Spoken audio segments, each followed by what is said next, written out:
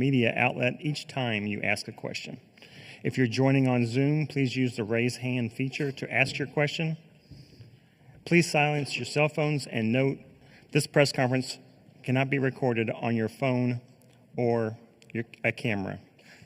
Flash photography is also not allowed. We're joined now by Louisville student athletes Reyne Smith, Terrence Edwards Jr., Javon Hadley, and Chucky Hepburn. At this time, we will take your questions for the student athletes. Please raise your hand and we'll bring a microphone to you. Please direct your question to a specific student athlete. In the front on the right. Brooks Holton from the Courier-Journal in Louisville. Start with you, Javon. You were sitting next to Coach Kelsey on Sunday whenever you guys saw your seating, and you guys kind of had a moment where you shared a look, and just wondering if you kind of take me through what happened there, and just your thoughts in the moment of getting an 8th seed and figuring out you'd be here in Lexington. Yeah, just right away, we're just grateful to have this opportunity.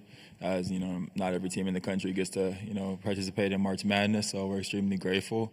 We were a little bit shocked that our name was called that early, for sure.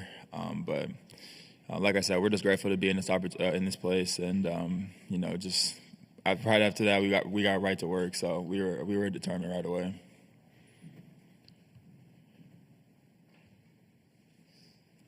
Second row on the left here. Reyne, for you, I guess just an update on how that right ankle is feeling and how excited you are to begin this new NCAA tournament journey with your new teammates here at Louisville as well. Yeah, it's feeling really good.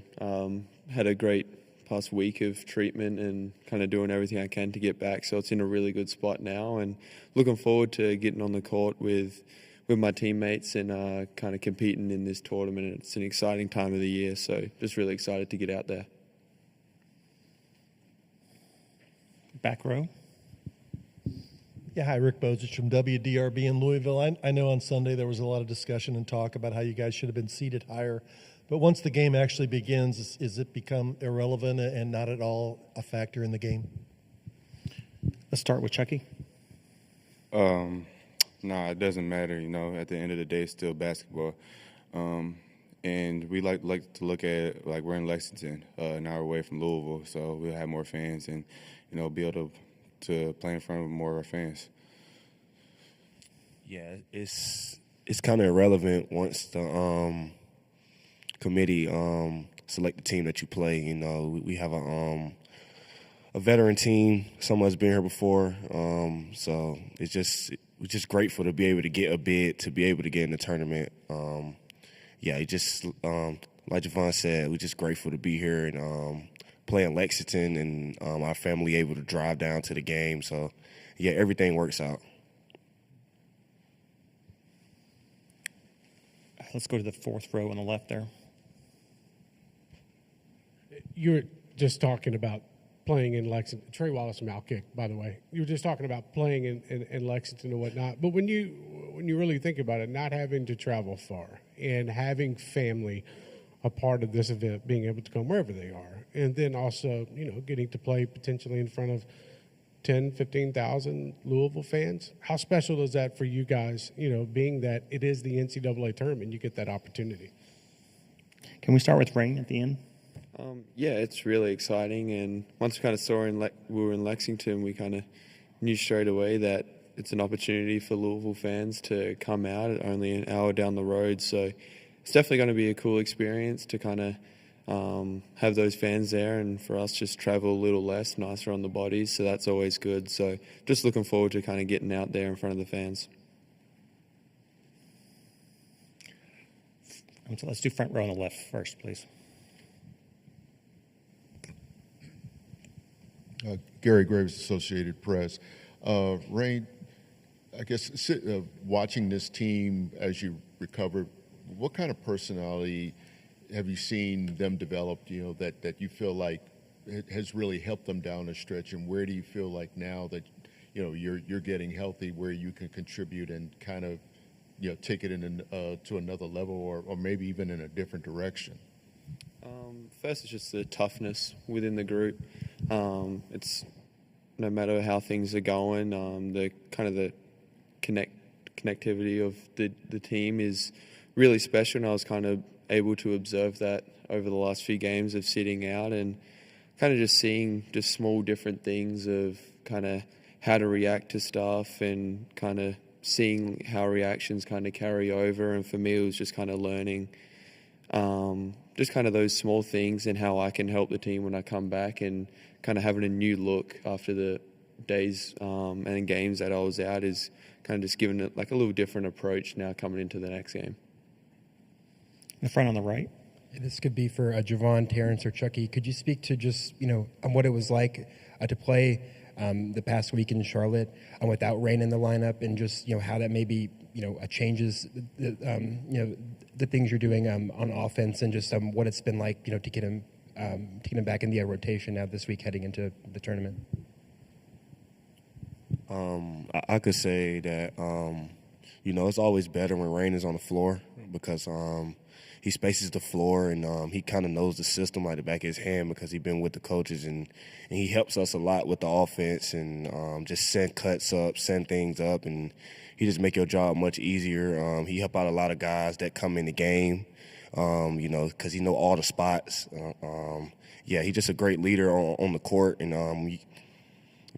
we're just lucky that we was able to get over the hump a couple times without him on the court. But yeah, the court's so much spaced out when he's on the floor. It's just so easy to get downhill and find him a transition. He just do all the right things, and it just make like our jobs a little bit more easier. In the back on the right. Yeah, Chucky, Coach McDermott mentioned he's known you since the 8th grade, being from Omaha. And then Stephen Ashworth said that you guys played pickup some, I guess, during the summer, last summer. First of all, was Creighton ever a consideration for you? And secondly, what do you consider the challenges going against Ashworth tomorrow?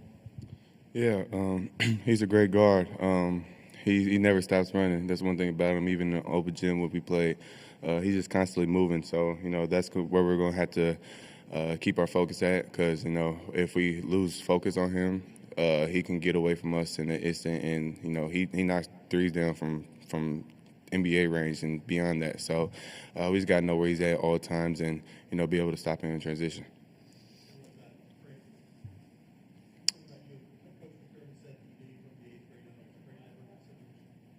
Yeah, definitely, especially being a hometown kid. I think, if you're a hometown kid, you want to go be able to put on for your city. In the front here on the left.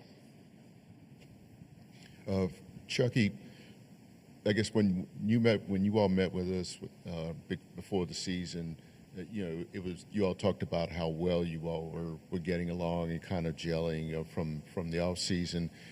But back then, did you think that you could have this kind of success to be this kind of team with this many wins? Or when you look back on that now, how different, how much has it changed? And I guess, was there a turning point that you saw that it could be a special season? I mean, since we stepped on campus in June, we all knew how special we could be. But all we could do is talk about it. Now, when we really hit the season, we were able to finally show it. We had a little early slump, but we knew we were going to get over it, especially after the Kentucky game. Fat said the right thing, and, that just speaks to how veteran of a group we are. And, we knew how good we were going to be. We just knew that it was going to take time, and, it took time. And as time passed, we just kept winning, stacking wins, and, we're in a great place right now. Any other questions? Okay, gentlemen, thanks so much. Good luck tomorrow.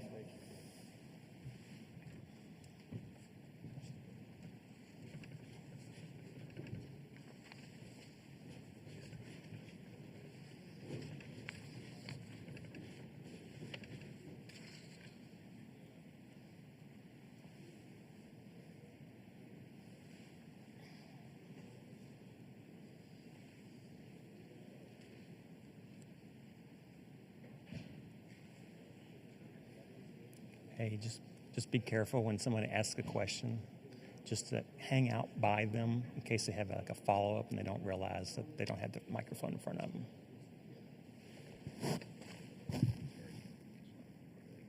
Okay, yeah, I'll tell that too.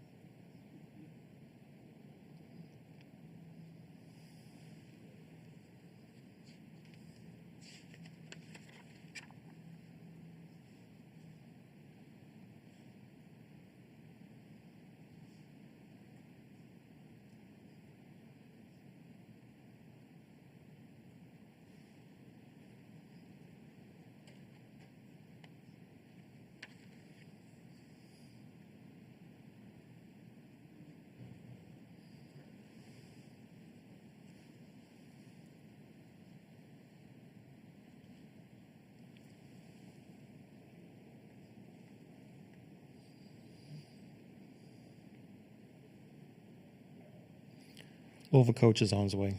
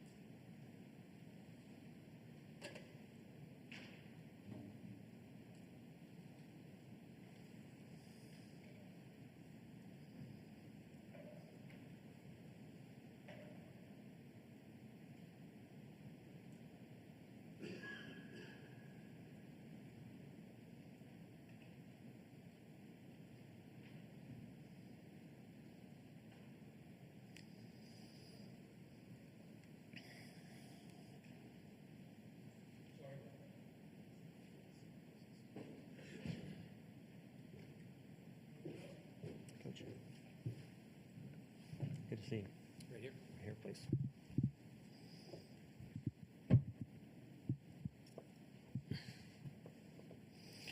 At this time, we want to welcome to Lexington Louisville coach Pat Kelsey. Appreciate your time, Coach. And we ask you if you would please start us off with some opening comments as we approach tomorrow's game, and then we'll take some questions from the media. We're excited and feel fortunate to be here. I believe in my heart that March Madness, the NCAA tournament, my mentor Skip Prosser used to call it the national tournament, is the greatest spectacle in American sports. It captivates the minds and hearts of people that love sports around this country during this time, and it never gets old. I've been here, been very, very fortunate to be in this tournament a bunch, both as an assistant coach, as a player, and as a head coach. And to be here once again is special because it always is. So we're excited to be in our home state. I think our fans are going to come out in droves, hopefully, and our guys are excited to compete against a world-class coach and a high-level program and a very, very, very dangerous team. To media, please wait until you receive the microphone to ask your question. Please identify yourself and your media outlet each time you ask a question. First row on the right. Hey, Pat. Brooks Holden with the Courier-Journal in Louisville. You've spoken all season about just how, laser focused you guys are in a preparation of the players specifically. I'm just wondering, how have you maybe seen that, taken to another level here? I'm entering the postseason, and then also, considering the players, may have you have a chip on their shoulder after getting the 8th seed. Yeah, I mean, Brooks, you've been in every single press conference that I've had all year long, and that laser-focused approach and attention to detail that our guys have never wavers and never changes. I tell our guys all the time, if you have that high standard and you pursue excellence in preparation, because you asked the question and mentioned specifically preparation, you don't have to rise to the occasion when the moment's big. You just trust your training, and their training has been elite. That's the way that we look at it. So, whether we were playing a non-Division I in November or we're playing a phenomenal team in Creighton, our guys always have that same approach. So I haven't seen, anything but what our standard is the last several days. In terms of your other question, we haven't even, blink an eye, don't talk about it. It's a non-issue at that point. We are here and we are playing Creighton, and we have to be at our absolute best to beat Creighton. You don't need any added motivation when you have an opportunity to represent your school and your city in the national tournament. Our guys are competitors, as you know. You've seen them compete all year long. So whether, the committee decided to make us a 16 seed, an 8 seed, a 4 seed, or 5 seed, we're here. And all of our attention is on, trying to beat a world-class coach and a world-class team. Here in the front on the left. Coach Gary Graves, AP. I'm back for 1 week. I guess when you talk about the laser focus of this team, I guess in having 2 10-game winning streaks, obviously it shows how well you can bounce back from losses. How much has that surprised you with this team? And I guess with losing in the ACC championship game, what do you feel like your team learns from losses that can help you rebound? Whether you win or lose a game, I'm a big believer that you can always learn something. We always say never accept in victory what you wouldn't accept in defeat. So our game review, in the midst of, you mentioned, several, double-digit win streaks, never changed. The standard never changed that next day when we reviewed the tape. Like I tell our staff, and my approach is act like we lost. Nitpick this tape and make adjustments and correct things with the mentality that we just lost the game, So I don't think it really changes. I mean, obviously there was probably a little bit more to clean up after the Duke loss, but it was the same approach. And our guys are unbelievable in just the daily process of practice, weight training, individual skill workouts, film sessions. The next thing is what we always focus on and try to be the best at that. Front row on the right, please. Cameron Drummond with the Lexington Herald-Leader. Pat, I know you've touched on this a little bit before, but getting the draw in Lexington, it's 80 miles east. This place is going to be packed with Louisville fans tomorrow. How much is that kind of home court advantage something that you guys intend to and need to harness in a game against Creighton? Yeah, I mean, Creighton has a phenomenal fan base now. Like that atmosphere, and I've never coached there, but the reputation that their fan base has is well known and well documented. So, those people are going to travel. I don't think you can make the assumption that it's just going to be overcome with red. Like, I guarantee you there's going to be a bunch of Creighton in there too. But, being right down the road and making it easy for our fans to travel here is a positive. And, I know how I talked about Creighton's fan base, and they have a phenomenal reputation, but being here at the University of Louisville for the last almost going on 1 full calendar year, it was apparent to me very, very early on, and I already knew it. I grew up right up the road in Cincinnati. I was a Xavier fan, and I played at Xavier, but you knew one of the greatest brands in all of collegiate basketball was right down the road growing up. And I grew up in the 80s, and that was the heyday of all heydays with multiple national championships. And I remember, going to a game one time, Xavier played Louisville at the Cincinnati Coliseum. I forget what it was in, but I just remember, seeing that and being in awe, really, of that name across the chest when they came out and the big CARDS chant. And now I hear that in my sleep because I hear it all the time. It's pretty cool. So we have a passionate fan base. They have a passionate fan base. It's the greatest time of the year. It's going to be a great college basketball atmosphere and a big-time game. Third row on the left. John Hill with the Lexington Herald-Leader. Coach, how have you seen Ali Khalifa approach his rehab and the red shirt this year, and what role does he have for you guys now that? Yeah, Ali Khalifa is an extension of the coaching staff. He is one of the brightest basketball minds that I've ever coached. He has such a wonderful heart and gives of himself every day to help the players that aren't redshirting. He's taken great pride in taking James Scott under his wing. James has been a terrific player for us this year, and one of the best rim threats, lob threats in the country.